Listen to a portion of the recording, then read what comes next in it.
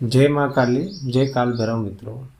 यदि आपको लगता है कि हमारे शरीर में कोई शक्ति आ रही है लेकिन खुलकर नहीं आ रही है, या फिर कहीं पूजा या मंदिर या फिर कोई नए दिन जैसे नवरात्रि में उबासी आना शुरू हो जाता है, लंबी लंबी उबासी आने लगती है, शरीर में झटके लगना महसूस हो जाता है, या फिर आपके शरीर में किसी एक जगह दर्द होना शुरू हो जाता है, आंसू होने शुरू हो जाते हैं, तो समझ लेना किसी न किसी शक्ति का आपके शरीर पर प्रभाव है।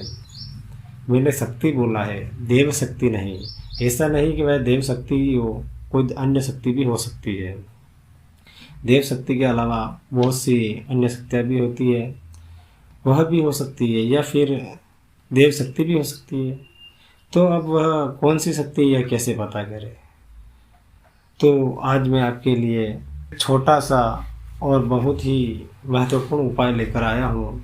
अगर आपके ऊपर कुल देवी या कुल देवता का साया है तो वह 100% आपके शरीर पर आएंगे और खुलकर बात भी करेंगे और सारे उपाय बताएंगे भी सही। इस उपाय को करने से कभी कभी कोई अन्य शक्ति भी आ सकती है, लेकिन वह कुल देवी या कुल देवता हो तो 100% आएंगे ही आएंगे।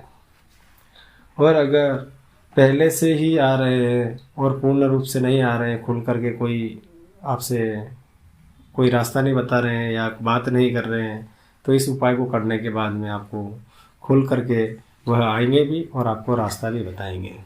इस उपाय को किस तरीके से और कब करना चाहिए, चलिए मैं आपको बताता हूँ। यदि आपके कुल में कुल की कोई देवी है तो आपको यह उपाय 14 जो आती है 14 से 20 दिन पहले शुरू करना है, यानी कि 21वें दिन 14 होनी चाहिए। तो उससे 20 दिन पहले आप चालू करेंगे तो 21वें दिन 14 मिल जाएगी। और अगर आपके कुल का कोई कुल देवता है, जैसे कि कुल देवता बोलते हैं, कुल देवता है, तो आपको अमावस्या से 20 दिन पहले यानी कि 21वें दिन अमावस्या होनी चाहिए। अमावस्या से 20 दिन पहले ये उपाय को आपको शुरू करना है। और उपाय बहुत ही सरल है। अब आपको 14 या अमावस, जैसे कि आपके कोई भी कुल देवी हो तो या कुल देवता हो, उस हिसाब से आपको 14 या अमावस को नोट कर लेना है। और उससे 20 दिन पहले आपको यह पूजा शुरू करनी है। पूजा स्थान पर या फिर कहीं भी साफ सुथरे स्थान पर शाम के समय पहले आपको गौमूत्र के छींटे मारने हैं और फिर शुद्ध गंगा जल लेकर के या फिर शुद्ध जल लेकर के छिड़काव कर देना है। गंगा जल हो तो बहुत बढ़िया हो जाएगा। गौमूत्र और जल के छिड़काव उस स्थान पर करेंगे तो वह स्थान पवित्र हो जाएगा। उसको पवित्र कर लीजिए। गाय के गोबर के कंडे जला लेने हैं। गाय के गोबर यानी सूखा गोबर जो होता है गाय का, उसको जला लेना है। कंडे को पूरी तरह जलाएं कि उसमें से धुआं निकलना बंद हो जाए और एकदम लाल हो जाए। ऊपर कच्चा गोबर या कच्चे उबले न रहें। अब आपको एक देसी घी का दीपक जला लेना है। दीपक में बाती लंबी रखनी है, खड़ी नहीं रखनी है। अब बाती जलाए और इतर जो होता है उसके छींटे मार दें और जले हुए कंडे वहाँ लाकर रख दें दीपक के थोड़े पास में। और उन कंडे के ऊपर घी से धूप दें। जब कंडे में अग्नि प्रज्वलित हो जाए तब अगर आपका कोई कुल देवता है तो खीर और नारियल का भोग चढ़ा दें, और देवी है तो मिठाई या पतासे का भोग लगाएं और 2 लौंग अर्पित कर दें वहीं दीपक के पास। और सच्चे मन से और सच्ची लगन से पूर्णतः समर्पित होके कुल देवी या कुल देवता आपका जो भी है उनका आह्वान करें। आह्वान आपको लगातार करना है, 5 से 7 मिनट तक लगातार आह्वान करते रहिए और पूर्ण श्रद्धा से करिए। आपको यह प्रक्रिया रोज शाम को 21 दिनों तक लगातार आपको करनी है।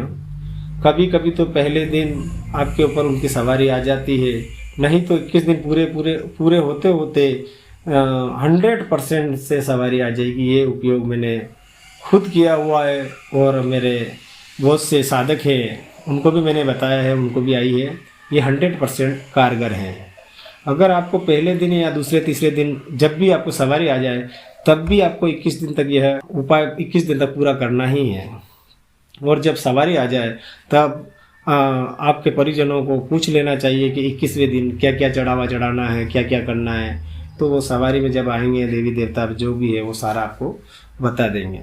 21वें दिन चढ़ावा चढ़ाने से आपके कुल के जो देवी देवता हैं वह आप पर प्रसन्न हो जाएंगे और उनका आशीर्वाद आपको प्राप्त होने लगेगा। क्योंकि जब कुल के देवी देवता रुष्ट होते हैं तो पूरा घर परिवार तहस नहस हो जाता है, लड़ाई झगड़े होने लगते हैं, पूरा घर अशांत हो जाता है, धन की कमी हो जाती है, धन के जो रास्ते हैं वो बंद हो जाते हैं, काम धंधे कारोबार व्यापार बंद होने लगता है और घर में बीमारी आना शुरू हो जाती है। क्योंकि घर के जो कुल देवी देवता है वह आपके घर के ही नहीं बल्कि आपके पूरे कुल के मालिक होते हैं, इसीलिए उनको कुल देवता बोला जाता है। और आपके पूरे घर की बागडोर उनके हाथ में होती है, इसलिए अपने अपने कुल देवी देवताओं को प्रसन्न करना जरूरी है। अगर आपको ऐसा कोई महसूस भी नहीं होता है कि कोई शक्ति आ रही है या फिर झटके लग रहे हैं, तब भी आपको, अगर कुल देवी है तो आपको 14 के दिन और कुल देवता है तो अमावस्या के दिन, यह एक दिन जरूर आपको धूप ध्यान जरूर करना चाहिए, अगरबत्ती लगानी चाहिए अपने कुल देवी कुल देवताओं को। और हर 14 या अमावस्या को ये आपको करना है। अगर आपको कोई समस्या है तो वह आप कमेंट में ज़रूर लिखें, इसका उपाय हम आपको बताया जाएगा। और इसी के साथ अपने वाणी को मैं विराम देता हूँ। जय माँ काली, जय काल भैरव।